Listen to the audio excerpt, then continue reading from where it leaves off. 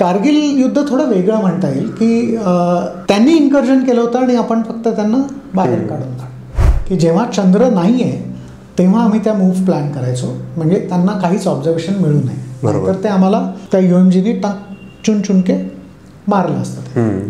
त्याच्यामुळे पाकिज होते तिथे हे नक्की.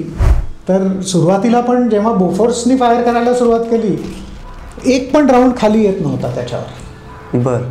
आणि मग मला आता काय ना, मग मागे जे 120 mm मोटर्स होत्या आमच्या, तिकडनं मी फायरिंग मागवलं. त्याचे राऊंड बँग, फर्स्ट राऊंड आला आणि बँग त्या बंकरवर बसला. आणि मग ते सगळं फायरिंग त्या ह्याच्यावर आणलं. इंटरेस्टिंग गोष्ट म्हणजे तिथे त्यांचे बरेच लेटर्स वगैरे मिळाले आम्हाला. त्यांचं ऑब्व्हियसली त्यांचे वेपन्स आणि रेडिओ सेट वगैरे ते सगळं मिळालंच, पण त्यांचे लेटर्स पण मिळाले, विच वॉज क्वाईट इंटरेस्टिंग. काय लिहिलं होतं त्याच्यामध्ये? बेसिकली आम्ही वाचत होतो, त्यांनी त्याच्या आईला पत्र लिहिली होती की इथे असं आहे, तिथे असं आहे. नंतर त्याच्या गर्लफ्रेंडचे नंबर होते. बरं. That was quite exciting.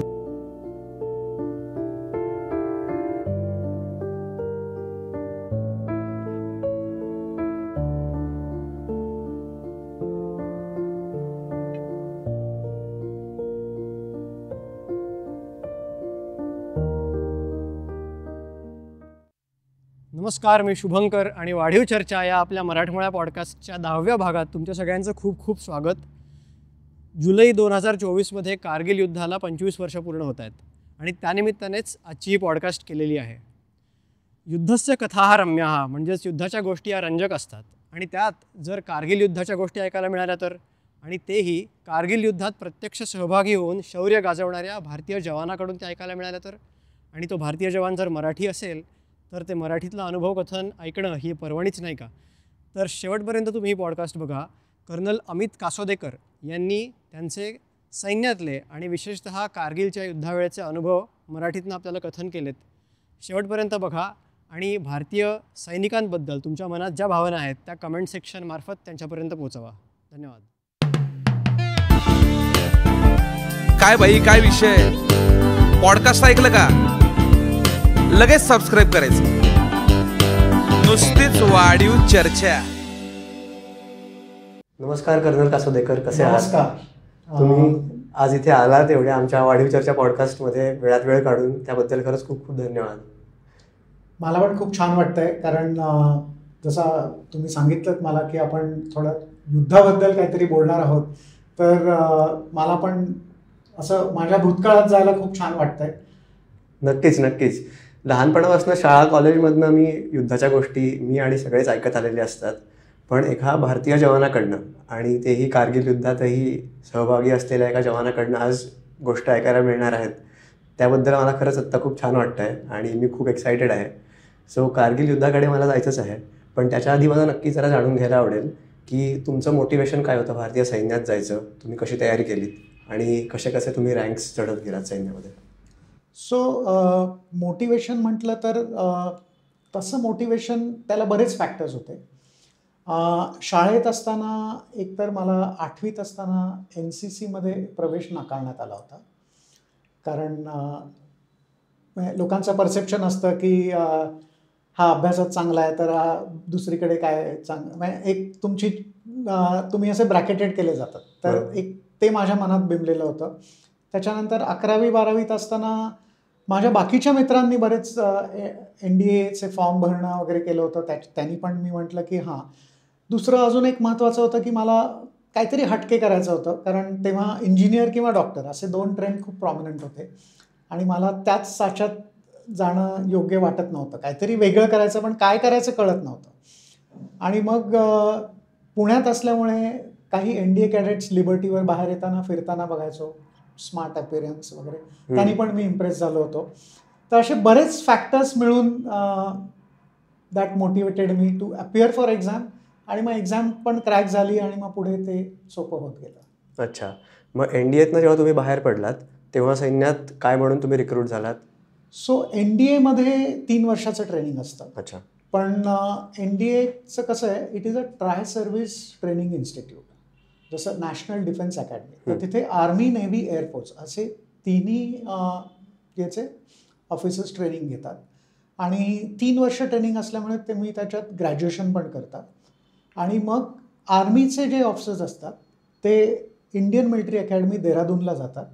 तसेच एअरफोर्सचे जे कॅडेट्स असतात ते हैदराबादला जातात आणि नेव्हल कॅडेट जे असतात ते कोचीनला जातात. बरं. तर वेगवेगळ्या जाऊन तिथे 1 वर्षाचं फायनल ट्रेनिंग होतं आणि मग तुम्ही कमिशन होता. तर कमिशन म्हणजे काय, तर राष्ट्रपती तुम्हाला प्रमाणपत्र देतात की yes you are a commissioned officers आणि आता तुम्हाला भारतीय सोल्जर्सला लीड करण्याची आम्ही तुम्हाला परवानगी देतो. बरं. अच्छा. मग तुमचा पहिला रँक काय होता सैन्यामध्ये? सो त्यावेळेला सेकंड लेफ्टनंट हा सगळ्यात पहिला रँक असायचा. नंतर काही वर्षांनंतर सेकंड लेफ्टनंट ही रँक काढून टाकण्यात आली आणि आता जे कॅडेट्स कमिशन होतात ते डायरेक्ट लेफ्टनंट म्हणून कमिशन होतात. बरं. तर त्यावेळेला सेकंड लेफ्टनंट टू लेफ्टनंट व्हायला 2 वर्षाचा वेळ लागायचा. अच्छा. आणि मग त्यानंतर पुढे तुमचं कसं प्रोग्रेशन होत गेलं सैन्यामध्ये आणि तुम्ही रिटायर होताना तुमची पोझिशन काय होती? सो सेकंड लेफ्टनंट नंतर 2 वर्षांनी लेफ्टनंट, त्याच्यानंतर कॅप्टन, कॅप्टन नंतर मेजर, मेजर नंतर लेफ्टनंट कर्नल आणि मग colonel. So colonel is a rank, ती अशी एक रँक आहे की ज्याच्यात तुम्ही खरोखर कमांड करता. म्हणजे तुमच्याकडे रिस्पॉन्सिबिलिटी असते आणि खूप काही महत्त्वाच्या गोष्टी असतात. So ultimate is commanding a regiment आणि ती कर्नल कमांड करतात. आणि त्याच्यानंतर मग मी ॲज अ कर्नल म्हणून रिटायर झालो. पण सांगू इच्छितो की कर्नल नंतर ब्रिगेडियर, मग मेजर जनरल, अच्छा, मग लेफ्टनंट जनरल आणि मग जनरल, जे की चीफ ऑफ आर्मी स्टाफ, जे की एकच असतं. अच्छा. आणि ते चीफ ऑफ आर्मी स्टाफ फक्त आर्मीचे, बाकी 2 दलांचे वेगळे असतात, बरोबर? मग एअरफोर्स आणि नेव्ही त्यांना यांच्याच पॅरलमध्ये त्यांच्या रँक्स असतात. अच्छा. आणि तिन्ही मग सैन्य दलांचं मिळून एक वर चीफ असतो. करेक्ट. बरोबर. तर आता ह्या तुमचे सगळे रँक्स तुम्ही सांगितले आणि तुमची जॉग्राफिकली लोकेशन कुठली कुठली होती थ्रू आउट तुमच्या करिअरमध्ये? सो तसं बघितलं तर पूर्ण भारत फिरायची खूप चांगली संधी मिळाली मला माझ्या या करिअरच्या दृष्टीने. आणि आर्मी म्हटलं तर army is not just a profession, I would say it is a way of life.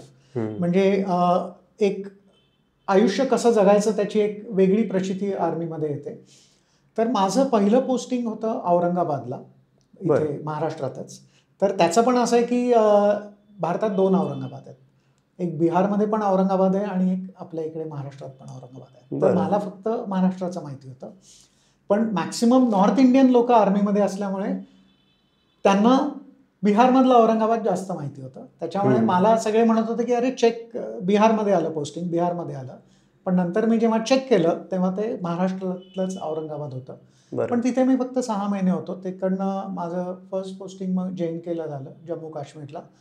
तर मी खूप एक्सायटेड होतो, कारण कुठल्याही सोल्जरला फ्रंटवर किंवा फील्डमध्ये जाण्यात जास्त, त्याच्यासाठी तुम्ही आर्मी जॉईन केलेली असते. सो मी खूप एक्सायटेड होतो.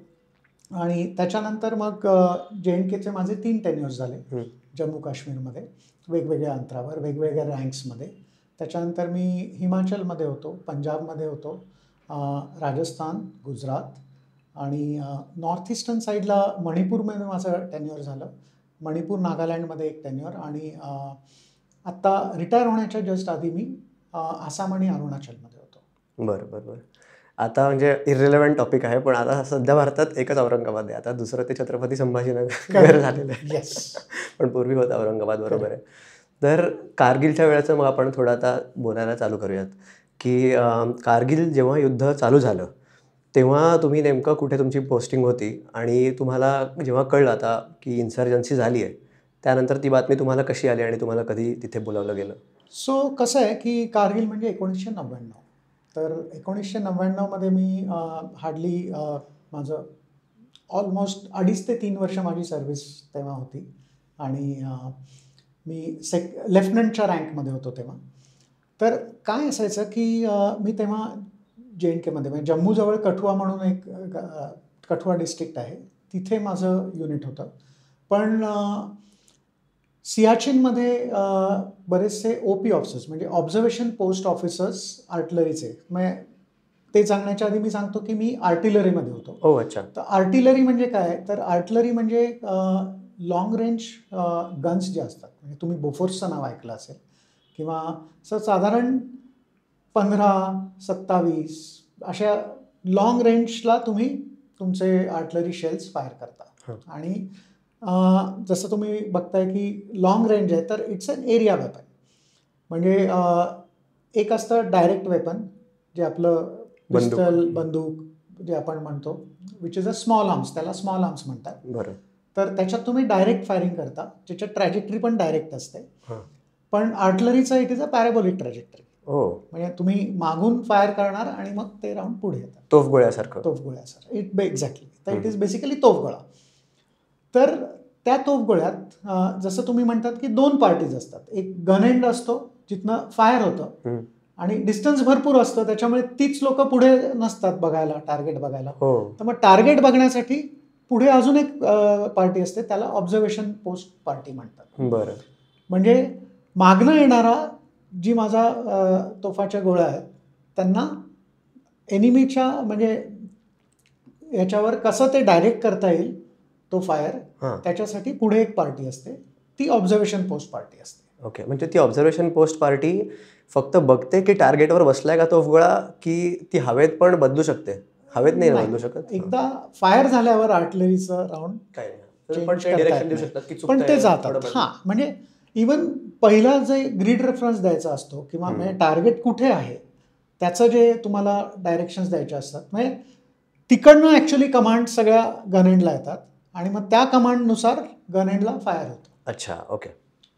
तर त्या पार्टीमध्ये तर सियाचिन ग्लेशियरमध्ये अशा ऑब्झर्वेशन पोस्ट पार्टी बऱ्याच ठिकाणी नियुक्त असतात.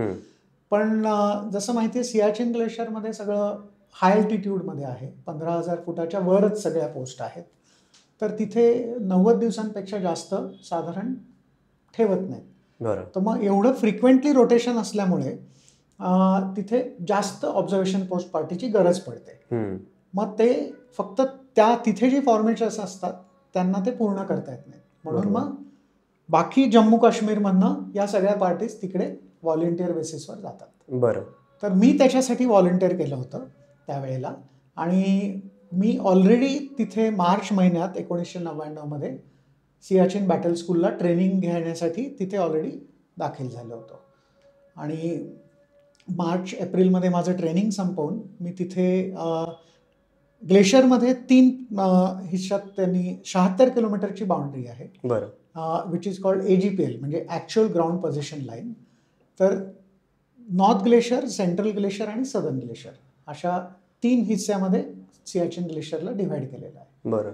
तर आणि नॉर्थ आणि सेंट्रलच्या मध्ये सियाचिन बेस कॅम्प आहे. अच्छा. तर तिथे प्रत्येकाला 21 दिवसांचं एक सियाचिन बॅटल स्कूलमध्ये बेसिक आईसक्राफ्टचं ट्रेनिंग कंपल्सरी असतं. तर ते कम्प्लीट करून मी तिथे वेटिंगवर होतो की इंडक्शनसाठी. म्हणजे एक OP पार्टी म्हणजे ऑब्झर्वेशन पोस्ट पार्टी खाली येणार आणि मी इंडक्ट होणार. करेक्शन, मी आधी इंडक्ट होणार आणि मग मी त्यांना तिथे पोस्टवर रिप्लेस करून ते खाली येणार. पण इट इज टर्न वाईज की त्यांचे 90 दिवस कधी पूर्ण होत आहेत त्याप्रमाणे, कारण 15 ते 16 दिवसांचा इंडक्शन पिरियड असतो. कारण प्रत्येक ठिकाणी तुम्हाला ॲक्लिमेटाईज करावं लागतं. बरोबर. कारण बेस कॅम्प 12,000 फुटावर आहे, मग तिथून 15,000 फुटावर गेल्यावर 4 दिवस तिथे ॲक्लिमेटायझेशन, परत 18,000 फुटावर गेल्यावर तिथे 4 दिवस ॲक्लिमेटायझेशन, असं करत करत तुम्ही वर जाता. बरं. आणि मग कारगिल युद्धाची जेव्हा इन्सर्जन्सीची बातमी आली 3 मे 1999 तारीख, बरोबर, तर त्यानंतर फक्त कारगिल डिस्ट्रिक्टमध्येच घुसखोरी झाली असं नाही, त्याची झळ सगळ्या बऱ्याच पोस्टवर पोहोचली असेल, बरोबर. तर तुम्ही जिकडे होतात तिथे तुम्हाला तुमचा प्रत्यक्ष अनुभव काय होता, तिकडे कशी हालचाल झाली आणि कसं ॲक्टिवेट केलं गेलं ट्रूप्सला? करेक्ट.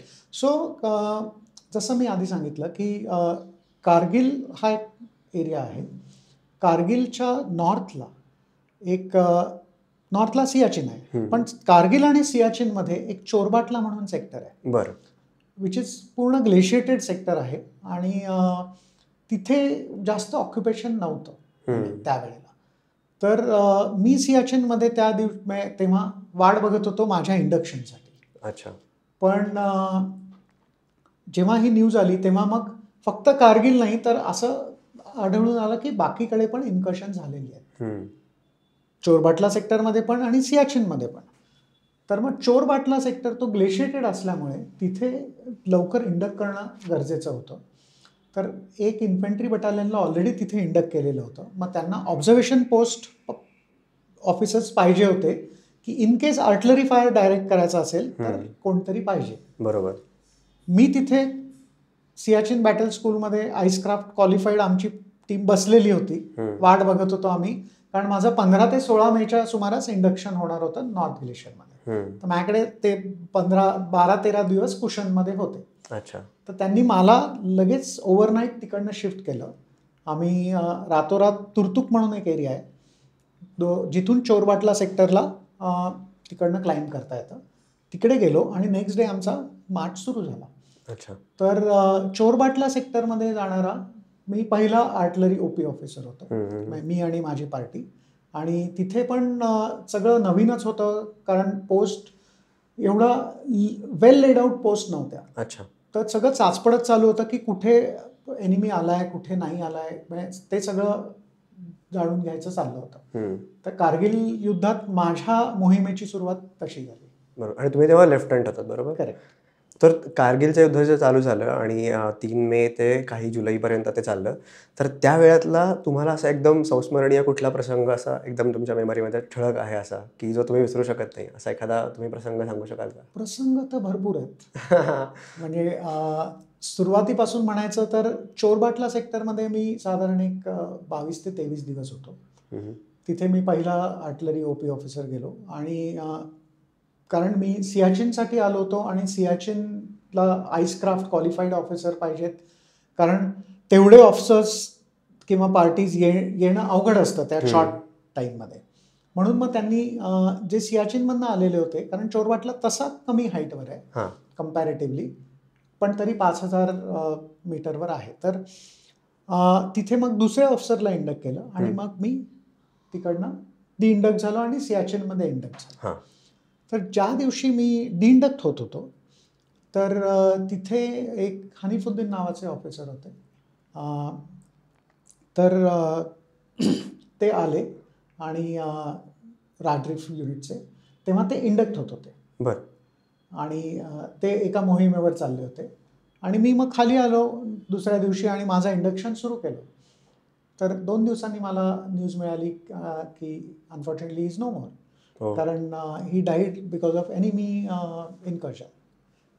तर म्हणजे I had very close interaction with him, की आम्ही एकत्र चहा घेतला, एक दुसऱ्यांना आम्ही ओळखत नव्हतो, पण आम्ही दोघेही नॅशनल डिफेन्स अकॅडमीचे असल्यामुळे हाय हॅलो केलं आणि हे ते थोडे एक्सचेंज केले न्यूज. आणि unfortunately after 2 days I got news की he is no more. So that was the incident to start with. आणि त्याच्यानंतर मग मी सियाचिनमध्ये इंडक्ट झालो आणि मग तिथे पण इन्कर्जन्स होते, तिथे पण बऱ्याचशा काही गोष्टी घडल्या. अच्छा. मग असं जेव्हा तुमचे अगदी जवळचे ऑफिसर जे तुम्हाला जवळनं माहिती आहेत किंवा तुमचा एखादा बरोबर लढणारा सैनिक असेल, त्याची जेव्हा डेथ होते किंवा त्याला काही तो जखमी होतो, तर त्यावेळेला काय भावना येतात मनात? मॉरल डाऊन होत नाही का? आणि परत लढावं ह्याच्यासाठी तुम्ही कसं परत धैर्य तुम्हाला येतं? म्हणजे अशी काही घटना ऐकणं खरंच दुःखद असतं, तेव्हा शॉक बसतोच, नो डाऊट्स अबाउट इट. पण कसं आहे की अशी काही घटना ऐकल्यावर ना तुमचं मनोबळ अजून स्ट्रॉंग होतं की इट कॅनॉट हॅपन, म्हणजे यू हॅव टू फाईट. आणि त्याच्यामुळे तुम्हाला अजून बळ मिळतं की तुम्ही अजून किती चांगल्या पद्धतीने तुमची टास्क पूर्ण करू शकाल. त्याच्यामुळे आय वोंट से की it is demotivating factor. It is in fact it motivates you म्हणण्यापेक्षा इट पंप्स यू मोर. तर त्याच्यामुळे अंगात अजून एक जास्त ॲग्रेसिव्हनेस येतो, जास्त एक राग येतो, जसं जखमी शेर म्हणतात ना त्या प्रमाणात, त्या प्रकारे. तर आपण युद्धाबद्दल जेव्हा बोलत असतो कधी किंवा गोष्टी ऐकत असतो, तेव्हा असं कायम असतं की भारतीय जवानांनी इतक्या पाकिस्तानी सैनिकांना यमसदनी धाडलं, एवढ्या अतिरेक्यांना कंठस्नान घातलं किंवा भारताचे इतके जवान दुर्दैवाने शहीद झाले, अशा वरच्या गोष्टी माहिती असतात. पण एकदम ग्राउंडला काय चाललं आहे, डे टू डे लाईफ जी सैनिकांची असते युद्धाच्या वेळेला मुख्यत्वे, ती कशी असते, त्याच्याबद्दल थोडेसे इन्साइट्स जाणून घ्यायला आवडतील. त्यावेळेला actually it is survival of the fittest. म्हणजे तुमचा श्वास किती इम्पॉर्टंट आहे याची प्रतीची तुम्हाला तेव्हा येते की बेसिकली कुठलाही अटॅक होत असतो किंवा आणि प्रत्येक वेळेला अटॅक होतोच असं नाही आणि अटॅकमध्येच सगळे शहीद होतात किंवा कामं होतात असंही नाही. म्हणजे बऱ्याचदा तुम्ही पोस्ट डिफेंड करत असतात, एनिमी अटॅक करतो तेव्हा पण होतं, किंवा तुम्ही काही इम्पॉर्टंट गोष्टी ट्रान्सपोर्ट करत असतात किंवा त्यांच्यावर पण अटॅक होतो. म्हणजे अटॅकचे बरेच प्रकार आहेत आणि त्याच्यामुळे तुमची जी तिथे सैनिकांची जी दिनचर्या असते तर ती प्रत्येकाची वेगवेगळी असते त्यावेळेला आणि it is basically task oriented. तुमची जी टास्क असते त्याप्रमाणे तुमची दिनचर्या ठरली जाते. अच्छा.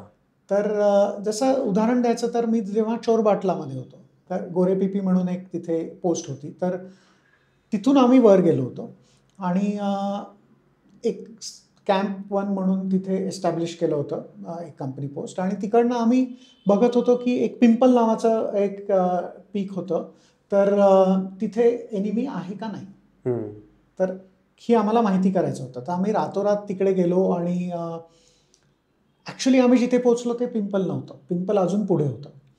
तर आम्ही तिथे बोल्डरच्या इथे असं थांबलो होतो आणि मध्ये जो रस्ता होता तिथे एनिमी ऑब्झर्वेशन असल्यामुळे ते बरंच फायरिंग वगैरे करत होते आणि आमच्याकडे काहीच वेळबिलॉल नव्हता. आम्ही 13 जणांची आमची टीम होती, म्हणजे 9 जण इन्फंट्रीचे आणि 4 जण आम्ही आर्टिलरीचे होतो. तर तिथे आमचं जे सप्लाय चेन होती तर तिथे आम्हाला खायला काहीच नव्हतं. तर आमच्याकडे मॅगीचे काही पाकिट्स वगैरे आम्ही नेले होते, तर ते आम्ही सगळे मिळून, आणि ते तुम्हाला जे काही तिथे बनवायचं असतं ते सगळं रिव्हर्स स्लोपवर बनवावं लागतं. रिव्हर्स स्लोप म्हणजे जो डोंगर असतो त्याच्या आपल्या साईडचा स्लोप. तर तिथे ते सगळं बनवलं जातं. म्हणजे तुमचा आवाज किंवा तुमचा काय धूरबीर काही आला थोडा तर it is in the deflated area, म्हणजे तो एनिमी ऑब्झर्व नाही करू शकणार अशा. आणि मग तिथे आम्हाला 2 दिवस काढायचे होते, त्याच्यानंतर सगळे येणार होते मागणं जी रसद येणार होती. तर मग तिथे 1 दिवस आमच्याकडे लिंक तिकडनं लंगरमधून आली, तर दाल आणि सुकी पुरी आली, सुकी दाल आणि पुरी. तर ते आमच्यासाठी राशन होतं नेक्स्ट 2 दिवसासाठी. तर आम्हाला ते सगळ्यांनी मिळून वाटून खायचं होतं. तर सांगायचं तात्पर्य आहे की दिनचर्या जी असते ती तुमच्या टास्कनुसार ठरवली जाते. जसं आमचं तिथे लाईफ होतं की फक्त दबा धरून बसायचं आणि स्वतःला दुश्मनच्या नजरेपासून दूर ठेवायचं. जे तिथून लिंकवरून जे घेऊन येत होते त्यांची टास्क होती की कसं एनिमी ऑब्झर्वेशनपासून दूर राहून ते आमच्यापर्यंत व्यवस्थित पोहोचेल. तिथे कॅम्पमध्ये जे लोक बनवत होते त्यांची टास्क वेगळी होती. So it is different routine for everyone. Right. तर असं कधी झालं का त्याच्यामध्ये की काही असे प्रसंग आलेत की जेव्हा सगळ्यांना त्यांचं शेड्यूल सोडून खूप काम करायला लागलं आणि मे बी सलग काही दिवस रात्र काम करायला लागलं आणि झोप नाही मिळाली, असं काही? हो, नक्कीच. असं आणि खूपदा होतं की जसं मी जेव्हा सियाचीनमध्ये गेलो तिथे एक अटॅक झाला आणि 5770 म्हणून एक पीक होतं. तर त्या अटॅकमध्ये माझा रोल होता आर्टिलरी फायर सपोर्ट प्रोव्हाइड करणं आणि तो एक broad day light silent attack होता. तर अटॅकविषयी मी बोलीनच, कारण आय वॉज क्लोजली इन्वॉल्ड त्या ऑपरेशनमध्ये. आणि त्या अटॅकमध्ये जे लीड होते कॅप्टन श्यामल सिन्हा म्हणून एक कुमाऊचे ऑफिसर होते. Unfortunately he is no more today. पण त्या अटॅकमध्ये त्यांना काही झालं नाही. It was a very successful attack आणि hats off to that guy, कारण त्यांनी जे करेज आणि दाखवलं त्याला म्हणजे मी खूप जवळनं पाहिलं त्याला. आणि कॅप्टन श्यामल सिन्हा माझ्या पोस्टवर ते कमीत कमी 3-4 वेळा येऊन गेले की अटॅक कसा प्लॅन करायचा, काय करायचं ते सगळं त्यांनी तिथून प्लॅन केलं माझ्या पोस्टवर येऊन. कारण माझी जी पोस्ट होती ती त्या 5770 पासून फक्त 400 मीटरवर होती. 350 ते 400 मीटर. पण मध्ये एक कॉर्निस होतं. कॉर्निस म्हणजे एक आईसचा मोठा हे असतो कड्यावर. तर त्याच्यामुळे it was non negotiable from enemy side. तर आम्ही असा दबा धरून त्या रिएंट्रंटमध्ये होतो. म्हणजे तुम्हाला रिएंट्रंट आणि स्पर या दोन्ही डोंगरामध्ये डोंगराचे जे फोल्ड्स असतात तर त्यातला जो आतला फोल्ड असतो तो रिएंट्रंट असतो आणि बरं. जो वरचा फोल्ड असतो त्याला स्पर म्हणतात. अच्छा, ओके. तर आम्ही त्या रिएंट्रंटमध्ये होतो आणि त्याच्यामुळे एनिमीला माहीत नव्हतं की आमचं असं कोणी आहे इथे. तर जेव्हा तो अटॅक झाला तेव्हा इथे आधी एक तिथे इन्फंट्री बटालियन होती, तर त्यांनी मस्त तिथे आईसमध्ये एक टनल डिग केलं होतं. ओके. आणि टनलच्या दुसऱ्या एंडला साधारण एक 5 मीटरचं टनल असेल ते, आणि टनलच्या दुसऱ्या एंडला एक अशी छोटीशी विंडो टाईप त्यांनी बनवून ठेवली होती ज्याच्यावर बर्फ होता सगळा, की गरज पडली तर तो बर्फ काढायचा तिथे, तोडायचा, की तुम्हाला एनिमी साईडला ऑब्झर्वेशन मिळेल. ओके. तर टास्क अशी होती की सायलेंट अटॅक होता, त्याच्यामुळे जोपर्यंत सायलेन्स आहे तोपर्यंत काही करायचं नाही. पण जेव्हा सायलेन्स ब्रेक होईल, फायरिंग सुरू होईल, तेव्हा मला आर्टिलरी फायर मागून डायरेक्ट करून एनिमीच्या तिथे त्यांचा ॲडम बेस होता. ओके. त्या ॲडमिनिस्ट्रेटिव्ह कॅम्पवर मला फायर आणायचा होता. त्या टनेलमधनं गेला पाहिजे. टनलमधनं मी बघणार आणि मी डायरेक्शन देणार आणि मागनं गन्स फायर करणार आणि तिथे येऊन तो फायर, मग तो बरोबर येतोय का नाही ते गाईड करायचा आणि परत मागे पास करायचं की लेफ्ट राईट. म्हणजे थोडक्यात तुम्ही ती ऑब्झर्वेशन पोस्ट टनेलमध्ये बसवली. ओके. तर मी आणि माझा ऑपरेटर तिकडे जेव्हा फायरिंग सुरू झालं, आम्ही साधारण 48 तास त्या टनलमध्येच होतो. वी वर टोटली फ्रोझन, पण फायरिंग कंटिन्युअस चालू होतं. आणि त्यांच्या ॲडम बेसला आम्ही खरंच म्हणजे खूप छान वाटलं की सगळे शेल्स येऊन त्या ॲडम बेसवर पडतायत, उद्ध्वस्त होतोय वगैरे. खूप म्हणजे तेव्हा असं छान वाटलं की खरंच काय आर्टिलरीत असल्याचा म्हणजे जे काही फायदा नाही म्हणता येणार, पण ज्याच्यासाठी तुम्ही आर्मी जॉईन करता त्याचं जे एक थोडंसं सॅटिस्फॅक्शन मिळतं ते त्या मला 48 तासात मिळालं. तर त्या 48 तासात आम्ही 1 मिनिटसुद्धा झोपलो नव्हतो. काय सांगता? कसं काय शक्य? म्हणजे एक तर बर्फ मायनसमध्ये टेम्परेचर असणार आणि त्यात 48 तास जागणं. बर्फ हा किती चॅलेंजिंग गोष्ट आहे. तुम्ही बर्फाबद्दल थोडंसं सांगू शकता का की बर्फ आणि सैनिक यांचं काय नातं आहे? कसं कसं चॅलेंजेस येतात बर्फावर, मानसिक आणि शारीरिक दोन्ही? सो म्हणजे बर्फच असा नाही, पण कुठलंही हार्श टेरेन असतं तेव्हा म्हणजे ते म्हणतात ना, don't be llama in a land of this thing, तर don't be gamma in a land of llama. म्हणजे तुम्ही जास्त हुशारक्या करायच्या नाहीत. म्हणजे तुम्ही जे काही लेट डाऊन प्रोसेसेस असतात, प्रोसिजर्स असतात त्या फॉलो करायच्या. मग ते कुठलंही टेरेन असू दे, म्हणजे जंगल टेरेन जरी असलं किंवा तुमचं दलदलीचं टेरेन असलं तरी सुद्धा, तर प्रत्येक एरियामध्ये कसं तुम्ही डील करायचं ते it is a set process. जसं आता बर्फ जिथे असतो, जनरली बर्फ हाय पीक्सवर असतो, तर जनरली अल्टिट्यूड तिथे कमी असतो. अल्टिट्यूड जास्त असतो पण ऑक्सिजन लेवल कमी असतं. बरोबर. तर तिथे तुम्हाला स्वतःच्या हेल्थबद्दल खूप कंट्रोल करावं लागतं. आणि बर्फाचं जे बेसिकली बर्फाने बरेचसे तुम्हाला त्रास होऊ शकतात. म्हणजे स्किन जेव्हा एक्सपोज होते बर्फाला तेव्हा तुम्हाला चिल्डब्लिन होऊ शकतात किंवा स्किन निघून जाते किंवा हे सगळे. आणि देन इट कीप्स ॲग्रिवेटिंग, कारण तुम्ही त्याच एरियात असतात, फ्रॉस्टबाईट्स होतात.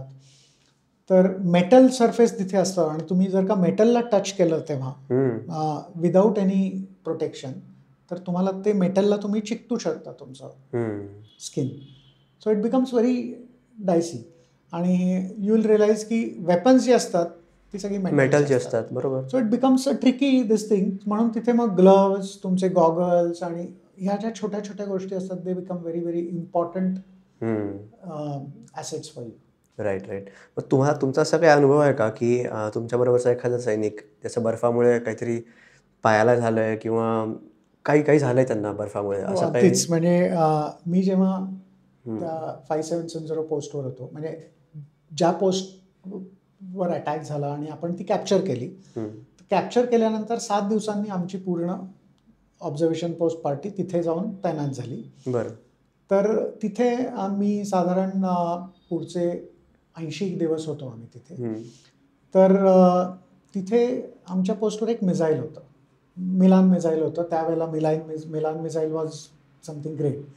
तर 2 किलोमीटर रेंज असायची त्याची. तर आमच्या पोस्टवर ते मिसाईल होतं आणि पाकिस्तानच्या 2 पोस्ट होत्या आमच्यासमोर 400 मीटरवरच खालती एक पोस्ट होती आणि एक 1700 मीटरवर पुढे पोस्ट होती. बरं. तर 400 मीटर पोस्ट त्यांची छोटीशी होती आणि वी वर कम्प्लिटली डॉमिनेटिंग, त्याच्यामुळे त्याचा जास्त आम्हाला धोका नव्हता. पण जी 1700 मीटरवर पोस्ट होती तिथे त्यांचं बरंचसं काय काय हे होत्या. तर ते मिलान मिसाईल आम्हाला म्हणजे कधी गरज पडली तर त्या पोस्टवर फायर करायचं होतं. अच्छा. तर त्याच्यासाठी मिसाईल फायर करायला तुम्हाला ट्रेन्ड सोल्जर लागतात, कारण एव्हरीबडी इज नॉट ट्रेन्ड, सगळ्यांनाच त्याचं ट्रेनिंग मिळत नाही. तर ही स्पेशलिस्ट लोक असतात. तर तो माझ्या पोस्टवर तसा एक माणूस होता आणि अनफॉर्च्युनेटली त्याला चिल्डब्लिन झाला, म्हणजे फ्रॉस्टबाईटचा पुढचं स्टेज. तर त्याचं सगळं बोटं पायाची काळी निळी पडायला लागली आणि नॉर्मल फर्स्ट एडनी त्याचं काही ठीक होत नव्हतं.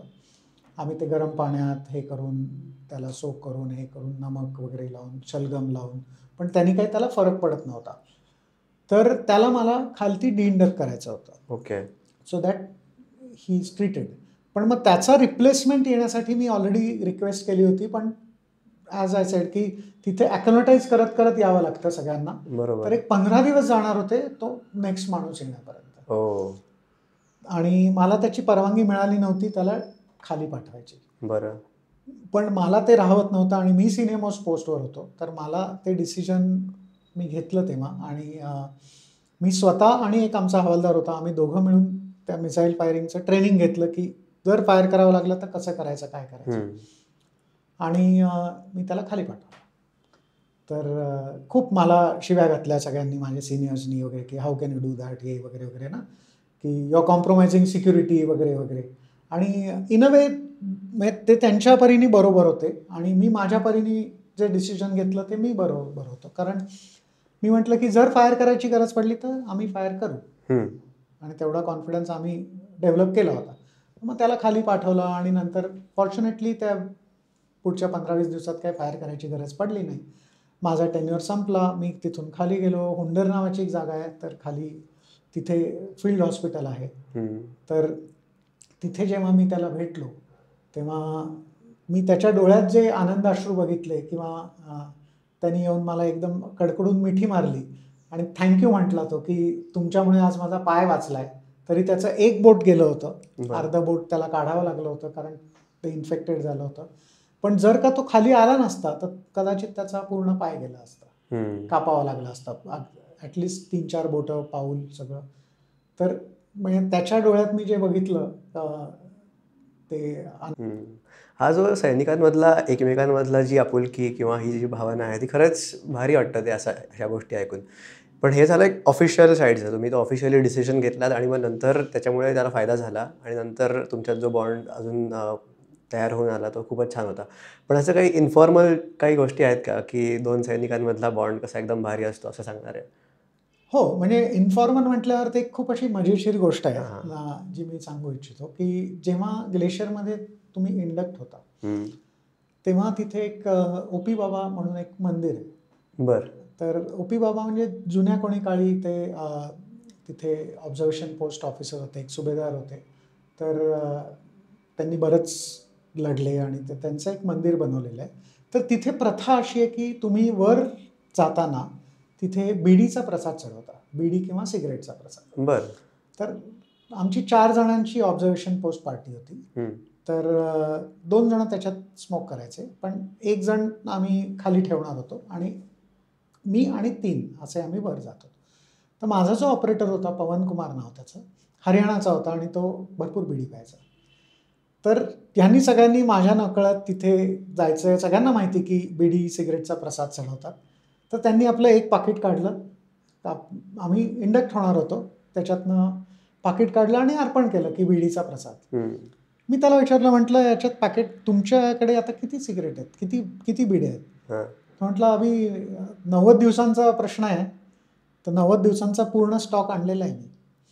म्हटलं अरे हा आता वर जाऊन जर का बिडी प्यायला लागला तर it is not good. Right. मग मी त्याला सांगितलं की हे इथे बिडी सिगरेटचा प्रसाद का चढवतात. तर त्याचं म्हणणं असं असतं की तुमच्याकडे जेवढे बिडी सिगरेट आहेत ते इथे अर्पण करा, वर जा, कारण वर बिडी सिगरेट पिणं योग्य नाही आहे आणि जेव्हा तुम्ही खाली याल तेव्हा तुम्ही परत तुमच्या बीडी सिगरेट घेऊन जा. ते त्यांना काय पटत नव्हतं. म्हटलं नाही बाबा, तुला बीडी इथे नसेल ठेवायच्या तर तू इथेच थांब, मी 2 जणांनाच घेऊन वरती जाईल. पण ही वॉज अ सोल्जर, त्याला आता एवढा आल्यावर वर पोस्टवर जाणार नाही, मग काय अर्थ ना. मग तो मला म्हटला की साहब एक शर्त पे मैं सारी बीड़ी छोड़ दूंगा. म्हटलं बोलो. तो म्हटला की जब नीचे आएंगे तो आप मेरे साथ एक बीड़ी पिओगे. तर मग मी विचार केला की जर का माझ्या एक बीडी पिण्याने जर हा 90 दिवस बीडीचा त्याग करू शकतो तर I think it's a good deal. Right. हो म्हटलं. आणि झालं. मग आम्ही वर गेलो. ही मॅनेज, कारण आता नव्हत्याच, मग काय ही सवय आपोआप तुटली त्याची. मलाही वाटलं की चला आता जिंकलो आणि 90 दिवसांनी कोणाला काय लक्षात राहणार आहे वगैरे. पण जेव्हा आमचा टेन्युअर संपला, आम्ही खाली यायला लागलो, तर तिथेच वर एक 15,000 फुटावरच एक पोस्ट होती, सॅडल कॅम्प म्हणून त्याचं नाव. तर तिथे एक JCO होते आणि तिथे आम्ही चहा वगैरे प्यायलो सगळ्यांनी, की पकोडे पण होते छान बनवलेले, की छान तुम्ही केलं, म्हणजे आता टेन्युअर संपला, आता खाली चाललेत वगैरे ना. तर it was basically farewell talk. प्रत्येक पोस्टला तुम्ही भेट घेऊन जाता कारण ज्यांच्याशी तुमचं क्लोज इंटरॅक्शन असतं. तर मी मस्त चहा सिप करत होतो, तेवढ्यात हा महाशय मागणं आला आणि म्हटला साहेब बीडी. त्यांनी मस्त बीडी पेटवून मला दिली. आणि माझ्याकडे काहीच ऑप्शन नव्हतं, कारण मी त्याला शब्द दिला होता आणि त्यांनी त्याचा शब्द पाळला होता. तर असं करून माझ्या आयुष्यातली पहिली बीडी मी 15,000 फुटावर घेतली. जबरदस्त. म्हणजे 90 दिवस वर तो राहिला तसा ना कटकट करता. जबर. खरं तर मग अशी तुम्ही ते टनेलचा किस्सा सांगितला, तेव्हापासून ते बर्फ आणि मग ही लिंक इथपर्यंत आपण आलो. पण तो टनेलचा किस्सा खरंच अजून डोक्यात आहे माझ्या, की तुम्ही म्हणलात की तुम्ही ऑब्झर्व करत होतात ते आणि तुम्हाला दिसत होता स्ट्राईक झालेल्या त्यांच्या पोस्टवर. तर असं कधी झालं का की अशा पोस्टवर तुम्ही गेलायत आणि जिकडे ऑलरेडी जी भारतीय सैन्याने उद्ध्वस्त केली आहे पाकिस्तानची पोस्ट, आणि तिकडे तुम्हाला कधी त्यांच्या डेड बॉडीज मिळाल्या आहेत किंवा प्रत्यक्ष सामना झाला आहे, असं झालंय? आणि तिथे नाही, कारण ती पोस्ट खूपच खाली होती. त्यांचा जो ॲडम बेस होता तो आमच्या टनल पासून खूप खाली होता. म्हणजे तिथे आम्ही जाणं किंवा तिथे एक्झॅक्ट काय चाललंय दुर्बिणीतनं पण फार कळायचं नाही. बरं. फक्त आम्ही आपलं तो शेल उद्ध्वस्त करतात ते सगळं बघायचो, काय काय बॅरेक्स आणि हे ते. आणि येस, रात्री आम्हाला दिसायचं की तिथून त्यांनी असं खेचून घेऊन गेलेत काहीतरी, पण एक्झॅक्टली अंदाज यायचा नाही. पण डेड बॉडीज बघण्याचा माझा क्लोज एक्सपिरियन्स आमच्या पोस्टवरच आला. बरं. कारण ती न्यूली कॅप्चर्ड पोस्ट होती आणि आम्हाला सारखं वाटतं कधी पण अटॅक होऊ शकतो, म्हणून आम्ही सतर्क होतो. तर साधारण कॅप्चर केल्यानंतर 42 दिवसांनी, म्हणजे हे सांगण्याच्या आधी मी तुम्हाला ब्रीफमध्ये सांगतो की ॲक्च्युली झालं काय होतं. तर थोडंसं मी त्या अटॅकबद्दल सांगतो, कारण माझ्या खूप हृदयाच्या जवळचा अटॅक आहे. कारण कॅप्टन श्यामल सिन्हा त्यांनी जे काय शौर्य दाखवलं म्हणजे ते सांगायलाच पाहिजे. तर ते माउंटेनिंग क्वालिफाईड होते, म्हणजे हाऊस क्वालिफाईड म्हणतात, हाय अल्टिट्यूड माउंटेनिंग वॉरफेअर तर स्कूलमध्ये. तर त्याचं त्यांनी स्टेज 2चं ट्रेनिंग घेतलं होतं आणि ही वॉज व्हेरी क्वालिफाईड. तर ते त्या अटॅक लीड करणार होते. तर ते आणि त्यांचा एक हवालदार, त्यांनी मग फायनल डे लाईट अटॅक ठरवला. मी डेट पण सांगतो, 25 जून. तेव्हा कारगिलमध्ये सगळी ॲक्शन चालू होती. ओके. तर इथे 25 जूनला तो अटॅक प्लॅन केला गेला की ते रोप्स बांधणार. म्हणजे कसं फीचर होतं, आपण जर का असं बघितलं बोटावर, तर हा असा टॉप, इथे त्या रिएंट्रंटमध्ये आमची पोस्ट होती आणि मध्ये कॉर्निस असल्यामुळे त्यांना इथे ॲक्सेस नव्हता. इथे एक सॅडल कॅम्प म्हणून अशी होती आणि एक असं क्लिफ होती. बरं. सॉर्ट ऑफ क्लिफ, 1000 मीटर, साधारण 1000 मीटर 1100 मीटरची. आणि खाली मदर बेस म्हणून आमचा एक ॲडमिनिस्ट्रेटिव्ह होता. तर पाकिज 5770वर ते बसले होते आणि तिथे त्यांची UMG म्हणजे युनिव्हर्सल मशीन गन त्यांनी प्लेस केली होती आणि तिथून ते आमच्या लिंक्स टार्गेट करायचे. म्हणून आमच्या ज्या मुवमेंट्स होत्या रात्रीच्या, त्या सगळ्या चंद्राच्या फेजेसप्रमाणे आम्ही त्या प्लॅन करायचो. की जेव्हा चंद्र नाही आहे तेव्हा आम्ही त्या मूव्ह प्लॅन करायचो, म्हणजे त्यांना काहीच ऑब्झर्वेशन मिळू नये. नाहीतर ते आम्हाला त्या UMGने चुन चुनके मारलं असतं. त्याच्यामुळे पाकीज होते तिथे हे नक्की, त्याच्यामुळे कॅप्चर करणं पण गरजेचं होतं. ॲक्च्युली ती पोस्ट कशी होती की नॉर्मल ह्याच्यात अंडरस्टँडिंग होतं की खूप ॲक्सेसिबल नसल्यामुळे पेट्रोलिंगने डॉमिनेट करायची, आणि दॅट वॉज द अंडरस्टँडिंग. एवढे वर्ष ना पाकिज तिथे होते ना आपण तिथे. AGPL मधली पोस्ट होती. AGPL. तर तिथे सडनली ते होते, म्हणजे मी जेव्हा इंडक्ट झालो तेव्हा ते होते तिथे. मग you can't allow them to sit there, म्हणजे तिथे ते आपल्याला ती कॅप्चर करायलाच पाहिजे किंवा रिकॅप्चर करायलाच पाहिजे. मग तो अटॅक प्लॅन केला होता या बॅकग्राऊंडवर, आणि कॅप्टन शामन सिन्हा त्यांनी ते लीड करत होते. तर 25 तारखेला त्यांनी बरेचसे रोप वगैरे लावले आणि त्यांची पार्टी थोडी चढली, पण थोडंसं वेदर पॅक झालं होतं, म्हणून मग त्यांनी निर्णय घेतला की आज नको जायला, म्हणून फायनल अटॅक 27 जूनला लॉन्च केला. ओके. तर 27 जून 1999 त्यांनी सकाळी चढाई सुरुवात केली. साधारण दुपारी 12-12:30च्या सुमारास माझ्याकडे त्यांच्याशी टेलिफोन कनेक्शनवर फायब्रावर, तिथे रेडिओ सायलेन्स होता, म्हणजे रेडिओवर तुम्ही बोलायचं नाही, नाहीतर एनिमीला मग कळेल. तर रेडिओ सायलेन्स होता, आणि फायब्राव आम्ही, म्हणजे तो असा फिरणारा मॅग्नेटोफोन जो असतो त्याच्यावर आम्ही कम्युनिकेशनमध्ये होतो. आणि त्यांनी मला सांगितलं की आता मी कम्युनिकेशनमध्ये नसणार, आता माझा ऑपरेटर असेल, आता तू फायरिंगचेच आवाज ऐकशील. ओके. आणि त्यांचे सगळे कमांडिंग ऑफिसर वगैरे ना त्यांच्या युनिटचे तिथे मागे होते, इक्बाल राईट आणि इक्बाल लेफ्ट म्हणून अशा 2 पोस्ट होत्या, साधारण 1 किलोमीटर मागे असतील. तिथे ते येऊन तिथून ऑब्झर्व करत होते. पण मी त्या अटॅकच्या सगळ्यात क्लोजेस्ट मी होतो, कारण 400 मीटरवरच होता आमची पोस्ट. तर तेव्हा माझं टास्क अशी होती की जेव्हा हा सायलेंट अटॅक होता, तर सायलेंट अटॅक जोपर्यंत सायलेंट आहे तोपर्यंत मी पण सायलेन्स राहायचं. जेव्हा तो सायलेन्स ब्रेक होईल तेव्हा आर्टिलरी फायर त्या टनलमधून त्यांच्या मागच्या ॲडम बोसवर मारवायचं. अच्छा. तर असा सगळा तो प्लॅन होता. तर शामल सिन्हा नंतर त्यांनी मला ही स्टोरी सांगितली डिटेलमध्ये की काय झालं. तर तो आणि त्यांचे जे हवालदार होते ते वर गेले स्वतः, आणि hats off to that guy, म्हणजे त्यांनी जे करेज दाखवलं ना, it is out of the world. तर ते तिथे जेव्हा पोचले, दुपारी 2:30ची वेळ होती, सूर्य छान होता, इट वॉज समर्स होते, त्याच्यामुळे it was weather was quite clear. आणि पाकिस्तानचा एक त्यांचा शिपाई तिथे पत्र लिहित होता. बरं. आणि बूट वगैरे सगळं काढून असं ना आरामात तो आपला धूप शेकत, म्हणजे ऊन शेकत आपला पत्र लिहित होता. आणि बाकी त्यांच्या रिव्हर स्लोपवर एक फायबर ग्लास हट होती, तिथे त्यांचे बाकीचे मंडळी आराम करत होती. आता त्याला एकदम हे वर पोचले, शामल सिन्हाकडे AK होती आणि त्यांच्या हवालदारकडे LMG होती, आणि हँड ग्रेनेड्स वगैरे सगळे होते त्यांच्याबरोबर. तर तिथे त्याला तेव्हा त्यांची नजरानजर झाली की अरे हे कुठून आले ह्याचे क्लिफवरून. जर का त्यांनी थोडं जरी तिकडे बघितलं असतं क्लिफ साईडला, तर त्यांनी दगड मारून सुद्धा या सगळ्यांना मारलं असतं, कारण वर येणं अशक्य होतं. पण इट वॉज सरप्राईज अटॅक, तिकडनं कोण येणार, दिवसा कोण येणार असं काय अपेक्षित नव्हतं, म्हणून तो सक्सेसफुल झाला.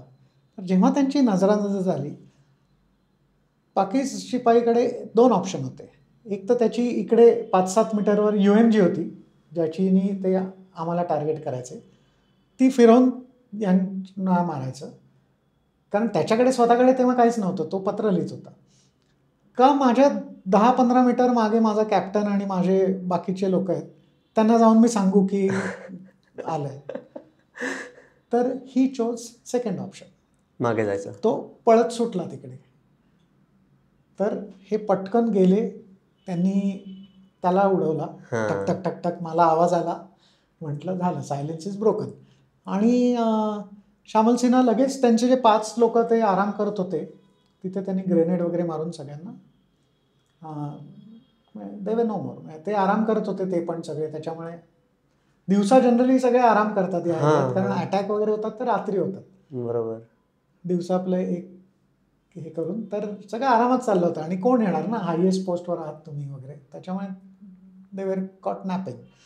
तर मग ते अटॅक झाल्यावर त्यांना सगळे मेले. खालती त्यांचं कुकहाऊस टाईप एक बंकर होता, तिथून 2 लोक ते पळाले. बरं. They could manage to escape. आणि मग सायलेन्स ब्रेक झाला. मग माझी टास्क सुरू झाली. इकडनं ते टनलमधनं फायरिंग आर्टिलरीचं सुरू झालं. तर सुरुवातीला पण जेव्हा बोफोर्सनी फायर करायला सुरुवात केली, एक पण राऊंड खाली येत नव्हता त्याच्यावर. बरं. आणि मग मला आता काय ना, मग मागे जी 120 mm मोटर्स होत्या आमच्या, तिकडनं मी फायरिंग मागवलं. त्याचे राऊंड बँग, फर्स्ट राऊंड आला आणि बँग त्या बंकरवर बसला. आणि मग ते सगळं फायरिंग त्या ह्याच्यावर आणलं. त्याच्यामुळे मग मला जरा बरं वाटलं की अरे. आणि then we kept on engaging them for next 2 days. Okay. आणि कमिंग बॅक टू ह्या पोस्टवर ना, की मग ते कॅप्चर झालं, सायलेंट अटॅक खूप सक्सेसफुल सगळं झालं. मग 7 दिवसांनी मी त्या पोस्टवर गेलो. तर तिथे पोस्टवर काहीच नव्हतं, सगळं नवीन पोस्ट होती, त्याच्यामुळे सगळं आम्ही चाचपडतच करत होतो. साधारण एक 42 दिवस गेले. 43व्या दिवशी आम्ही, आणि तिथून ऑब्झर्वेशन काय होतं तर असं डायरेक्ट खाली 400 मीटरवर पाकिस्तानी पोस्ट होती आणि 1700 मीटरवर जी मी मेन्शन केली त्यांची दुसरी पोस्ट होती.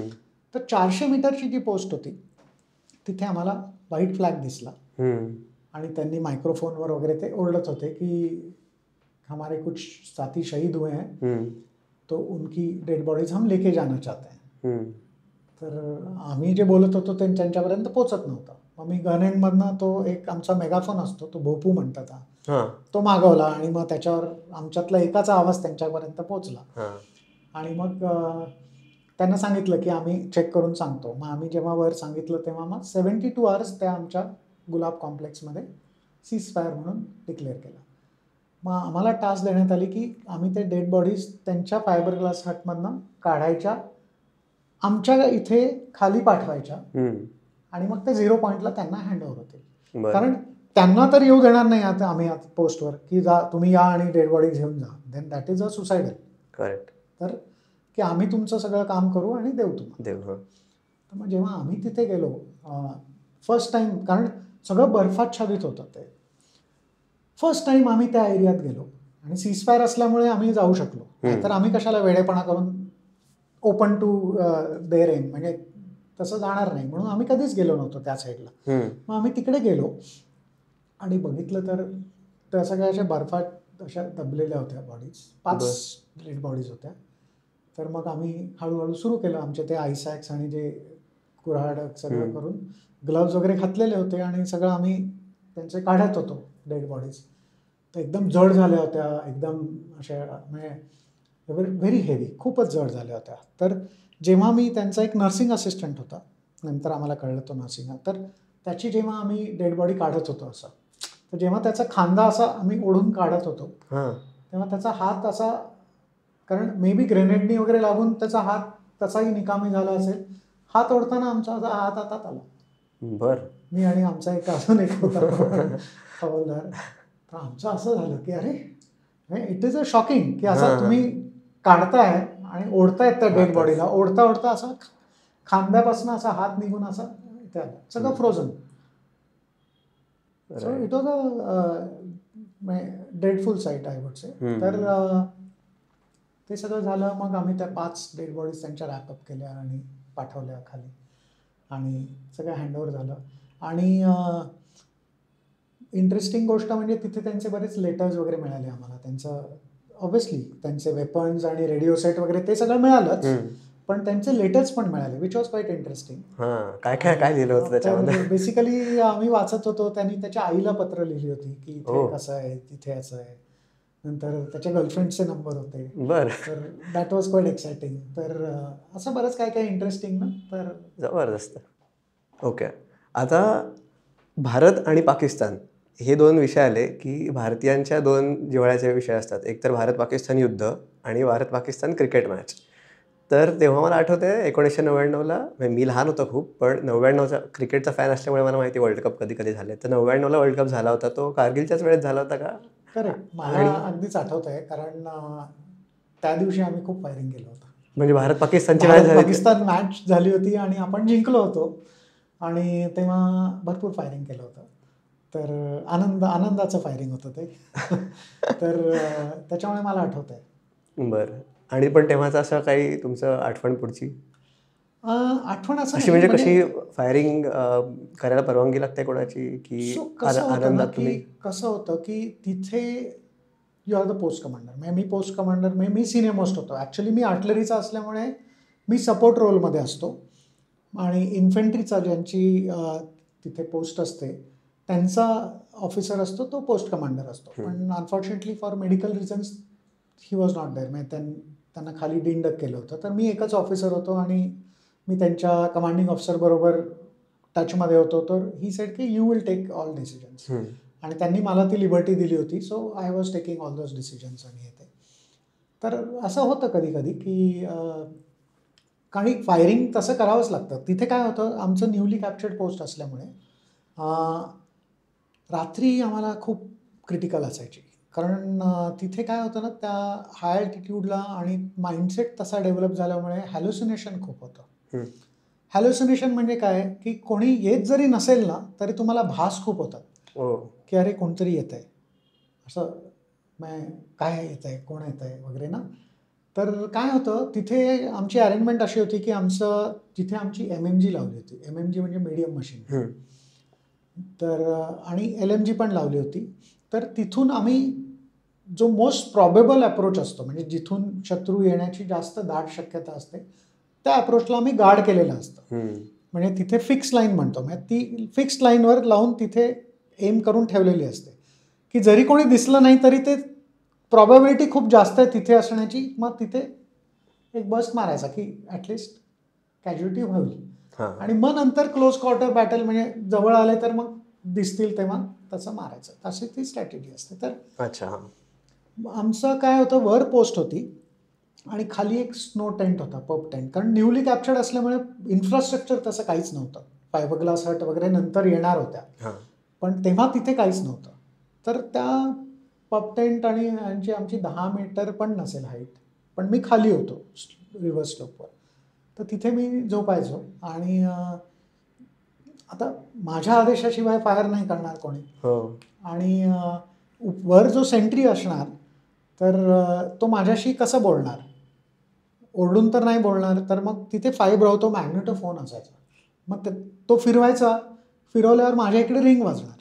पण मला झोप लागली असल्यावर मी काय रिंग बिंग हे नाही करणार, मग नाही उचलला तर काय करणार. म्हणून मग एक त्याला काउंटर चेक म्हणून ड्युअल हे असायचं. तर त्यांनी वर एक रस्सी म्हणजे रोप लावलेला असायचा आणि तो इथे माझ्या हाताला लावलेला असायचा. तो तिकडनं खेचायचा, मग माझा हात असा असा खेचला जायचा, मग मी जागा व्हायचा. की कारण मला माहिती होतं की मला एकदा झोप लागली की गाढ झोप लागते.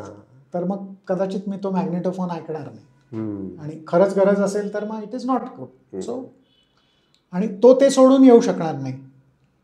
सो म्हणून ते आम्ही एक, आणि हात हल्ला की लगेच जाग यायचीच. तर त्याचं ना जरा जास्तच झालं की हात माझा खूप हलायला लागला आणि मी जागा होऊन मग ते जागा झालो की मग मी लगेच मॅग्नेटो घेणार तो फोन, आणि मग तो बोलत असणार त्याच्यावर की मग तो सांगायचा साहब कोई आ रहा है, साहब कोई आ रहा है. म्हटलं की आर यू शुअर, म्हणजे खरंच येतोय का कोणी, का भास होतोय. It is very difficult to distinguish की खरंच भास होतोय का काय होतंय. तर मग मी त्याला असंच सांगायचो की अरे 2 बस निकाल म्हणजे 2दा फायर कर, टक टक टक टक टक टक. की कोणी असेल तर ठीक आहे, नसेल तर म्हणजे तुमच्या प्रश्नाचं उत्तर देतो की यू कॅन टेक सर्टिफिकेट. म्हणजे कारण आणि इट डिपेंड्स तुमच्या सिच्युएशनवर तुम्ही. कारण तेव्हा आम्हाला काउंटर अटॅकचं खूप भीती होती. न्यूली कॅप्चर्ड असल्यामुळे कधीही ते अटॅक करू शकणार होते. एवढी पॉवर असायलाच पाहिजे, नाही तर मग कसं. म्हणजे आर्मीमध्ये कोणी फार मायक्रो मॅनेज करत नाही अगदी. Not exactly. कारण कसं आहे ना, अगेन सिच्युएशनवर असतं. आता तुम्ही जर का इंटरनॅशनल बॉर्डरवर असाल तर तिथे तर तुम्हाला फायर करताच येणार नाही. इट डिपेंड्स काय सिच्युएशन आहे, तिथे काय स्थिती असते, त्याच्यावरनं ते सगळे कॉल्स घेतले असतात. सो स्ट्रॅटेजी हायेस्ट लेवलला डिसाईड होते. मग इट ट्रिकल्स डाऊन, मग ऑपरेशनल ऑर्डर्स असतात. मग टॅक्टिकली तिथे स्ट्रॅटेजियन्स हँडल नाही करत. टॅक्टिकल कमांडरच हँडल करतात. बरं. आता तुम्ही पहिल्यापासून बऱ्याचदा वेगवेगळ्या शस्त्रांची नावं सांगितली. बोफोर्स तुम्ही वापरलं, अजून लाईट मशीन गन्स होत्या, इत्यादी. तर जर पाकिस्तान सैन्याकडे तेव्हा कारगिलच्या वेळेस असलेली शस्त्र बघितली आणि भारतीय सैन्याकडे, तर त्याचं तुम्ही कसं कंपॅरिझन करता? कोण वरचढ होतं, कोणाकडे जास्ती ॲडव्हान्स तेव्हा शस्त्र होती? अगेन वरचढ असं नाही म्हणता येणार. पॅरिटी होती. अच्छा. त्यांच्याकडे UMG असायची, युनिव्हर्सल मशीन गन, ज्याची एवढी मोठी बुलेट असायची. तर ती मी एक खरं आणली होती, त्यांनी फायर केलेली बुलेट, पण ती कुठेतरी मिसप्लेस झाली, मलाच आता आठवत नाही आहे, आणि unfortunately it is not there with me. तर एक त्यांची खूप मोठी बुलेट असायची. सो म्हणजे एक बुलेट लागल्यावर देर इज नथिंग. आपलं काय होतं की कॅलिबर म्हणजे काय असतं की जे तुमची रायफल किंवा हे असते त्याची जी डायमीटर असतो मिलीमीटरमध्ये, त्याला कॅलिबर म्हणतात. तर 7.62 mm हे आपलं युनिव्हर्सल कॅलिबर होतं तेव्हा. तर सगळे आपल्या LMG MMG त्या सगळे 7.62 mm. तर त्याच्या बुलेट्स पण लांब आणि मोठ्या असतात. सो मजल वेलोसिटी खूप जास्त असते. सो पिअर्सिंग होऊन लिथॅलिटी भरपूर असते त्याची. सो एकदा गोळी लागली की जगण्याचे चान्सेस खूप कमी असतात. बरं. पण त्याच्याच बरोबर नंतर आपल्याकडे इन्सास रायफल म्हणून आली, जी इंडियन मॅन्युफॅक्चर्ड आहे. तर त्याच्यात थॉट प्रोसेस वेगळी असते की तुम्ही कोणाला मारून टाकण्यापेक्षा त्यांना इनकपॅसिटेट करा. म्हणजे काय, त्याला वाचवायला मग 4 लोक अजून इन्व्हॉल्व्ह होतील, त्याला स्ट्रेचरवरनं न्यायला किंवा असं, म्हणजे तो पण एक थॉट प्रोसेस आहे. तर त्याची 5.56 mm ची कॅलिबर असते. बरं. ती मग गोळी पण थोडीशी कमी लिथल असते कम्पेअर टू 7.62. आणि मग त्याची लिथॅलिटी फायरिंग टेस्टिंग वगैरे सगळी केलेली असते ऑलरेडी. पण असे वेगवेगळे कॅलिबर्सचे वेपन्स असतात, वेगवेगळ्या त्यांची वेपन्स जी असतात त्यांची प्रत्येकाचं टास्क किंवा त्याचा जो उद्देश असतो, ऑब्जेक्टिव्ह, ते वेगवेगळं असतं प्रत्येक वेपनचं. बरोबर. पण तुमच्या प्रश्नाचं उत्तर म्हणजे देयर वॉज अ पॅरिटी. नाही असं नाही म्हणता येणार. थोडीच थोड काय कोणाच्या बाजूला कुठली चांगली शस्त्र तर असं. पण आर्टिलरीमध्ये we were slightly better off. Okay. तर आता आपण कारगिलच्या युद्धाबद्दल बोलताना कायम आर्मीचं जास्ती बोललं जातं, कारण आर्मी तिथे प्रत्यक्ष जास्तीत जास्त काम शेवटपर्यंत आर्मीचं होतं. पण एअरफोर्स पण शेवटच्या टप्प्यात इन्व्हॉल्व्ह झालं होतं. आणि माझ्या वाचनात असं पण आलं की थोडं स्ट्रॅटेजिकली त्यांना घेरण्यासाठी नेव्हीचाही वापर करण्यात आला, त्यांचे सी ट्रेड्स बंद करण्यासाठी पाकिस्तानचे. तर त्याच्याबद्दल थोडं तुम्ही सांगू शकाल का की दुसऱ्या दलांचा कसा फायदा झाला कारगिल युद्धामध्ये? की कुठलीही लढाई होते तेव्हा त्या क्षेत्रापुरती ती लढाई नक्कीच मर्यादित असते, पण ती कधी पण एस्केलेट होऊ शकते इनटू अ फुल फ्लेज वॉर. जसं म्हणतो की कारगिल हे फुल फ्लेज वॉर नव्हतं, ते त्याच एरियापुरतं लिमिटेड होतं आणि आपण कधी LC म्हणजे लाईन ऑफ कंट्रोल कधी क्रॉस नाही केली आपण. अच्छा. हां. म्हणूनच एअरफोर्स बऱ्याच उशिरा नंतर आलं की त्यांना परमिशन दिली की जेवढे त्यांचे बंकर्स होते तेवढेच तुम्ही तिथे हे करा. पण तेव्हा आपण LC क्रॉस करून आपण अटॅकिंग पोझिशन नाही घेतली, म्हणजे आपण तिकडे नाही गेलो. पण त्याचप्रमाणे बाकीच्या बॉर्डरवर जेवढी आर्मी होती ती सगळी तैनात आणि रेडी होती. कारण जर का इट इज नॉट ओनली की आपण अटॅक करतोय का नाही, एनिमी पण अटॅक करू शकतो आपल्यावर. बरोबर. त्याला जर का वाटलं की आपण आता हारतोय किंवा आपली आता पोझिशन बरोबर नाही, तर ही मे एस्केलेट आणि come into other sectors also. Correct. हां. So we have to be prepare. त्याच्यामुळे बाकीच्या एरियातली आर्मी पण, आणि त्याचबरोबर जसं माझं युनिट ॲक्च्युली खाली होतं कठुआ डिस्ट्रिक्टमध्ये, मी तिथे ऑब्झर्वेशन पोस्ट पार्टी घेऊन गेलो होतो. पण माझं युनिट खाली होतं, पण ते पण डिप्लॉयड होते सगळे प्रॉपर, सगळ्यांनी पोझिशन घेऊन everybody was prepared for war. Similarly air force त्यांचं पण सगळे ते फुल्ली प्रिपेअर्ड होते to take care of any. त्यांचं एअर पेट्रोलिंग चालू होतं, सगळं ते त्यांचं ॲक्शन चालू होते. सिमिलरली नेव्ही ऑल्सो दे वर फुल्ली प्रिपेअर्ड. त्यांच्या सबमरीन्स आणि ते सगळ्यांनी आपापल्या पोझिशन्स घेतलेल्या होत्या. अच्छा. So basically we were prepared as a deterrent to take care of any eventuality. Got it. Okay. Nice. आणि जेव्हा तुमच्या कानावर बातमी आली की आता युद्ध संपलं आहे आणि भारताने युद्ध जिंकलं आहे, जरी आपल्या हद्दीत लढलं तरी आपण ते युद्ध जिंकलं, सगळ्या पोस्ट आपण परत मिळवल्या, तर तेव्हा तुम्ही कसा जल्लोष केला आणि काय भावना होती तेव्हा तुमची? तसं काही झालं नाही, to be very frank. Okay. कारण काय आहे ना की म्हणजे आपल्याला मीडियामध्ये माहिती आहे की 27 जुलैला कारगिल दिवस आणि कारगिलचं युद्ध संपलं. पण जसं मी म्हटलं की चोरबाटला एरिया, तिथे एक रेशमा टॉप वगैरे, त्या लढाया त्याच्यानंतर पण चालूच होत्या. बरं. म्हणजे असं नाहीये की सगळं संपलं आणि म्हणजे असा एक पूर्ण, कारण तेव्हा बाकीच्या युद्धांप्रमाणे असं काही शिमला करार किंवा असं म्हणजे असं होऊन सीजफायर झाला नव्हता. अच्छा. इट वॉज, कारगिल युद्ध थोडं वेगळं म्हणता येईल की अनलाईक 62-65 की किंवा 71चं पण, की त्यांनी इन्कर्जन केलं होतं आणि आपण फक्त त्यांना बाहेर काढून टाकलं. लॉजिकल कन्क्लुजन असं काही नाही त्याच्यामध्ये. कन्क्लुजन इन अ सेन्स की आपण मग त्या सगळ्या पोस्ट ऑक्युपाय केल्या, मग ती LC इयरमार्क जी होती ऑलरेडी, तर वी रिगेन आवर कंट्रोल आणि मग आपलं पोस्चर आपण चेंज केलं. पूर्वी कसं होतं की विंटरमध्ये दोन्ही साईडची लोक खाली यायचे आपापल्या एरियात आणि परत समर्समध्ये वर जाऊन आपापल्या एरियात हे करायचे. पण ते अंडरस्टँडिंग ब्रीच झाल्यामुळे मग आता आपण कंटिन्युअस मॉनिटर करतो. म्हणजे कारगिल युद्धाचा तोटा झाला तो सैन्याला? तोटा नाही म्हणता येणार.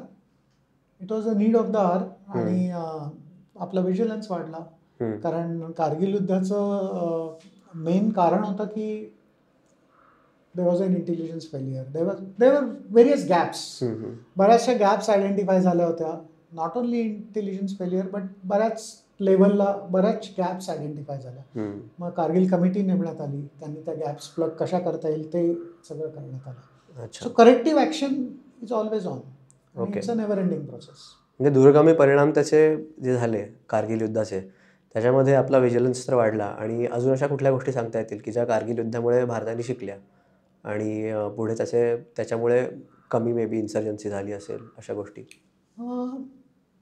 एक तर आपण जगाला संदेश पण दिला की we will not tolerate. Right. पण we were not that aggressive. We were primarily on defensive aggressive mode. म्हणजे to only regain what we have lost. We didn't, आपण असं स्वतःहून असा अटॅक काही केलेला नाही. तर त्याच्यामुळे कारगिल युद्ध असं एक वेगळं युद्ध होतं. ते असं बेंचमार्क म्हणून नाही म्हणता ठेवणं चुकीचं राहील. माइलस्टोन इव्हेंट अशी नाही म्हणता येणार ती. माइलस्टोन इव्हेंट आहे, पण त्याला बेंचमार्क म्हणून कुठल्याही युद्धात पुढे नाही जाता येणार. अच्छा, ओके.